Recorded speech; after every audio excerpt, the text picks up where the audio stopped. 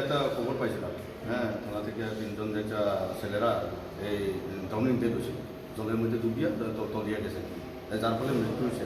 এরপরে আমরা কোলাই ডিস্ট্রিক্ট হসপিটালে আইছি, আইসে এটা অ্যাকচুয়ালি বিএসএফের 138 বিএসএফের এই অ্যাম্বাসাডার।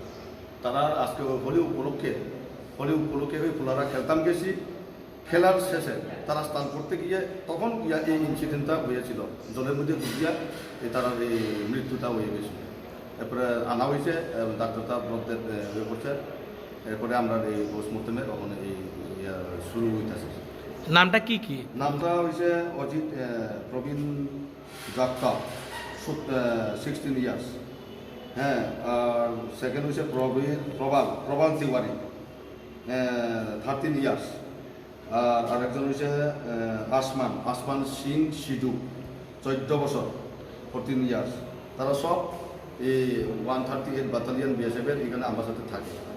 অ্যাকচুয়ালি তারা বাইরের, তবে এখানেই আর কি বর্তমানে তারা থাকে না, তারা মা বাবার রেসিডেন্সে এখানে তারা এখানেই আছে। এই হিসেবে ঘটনা।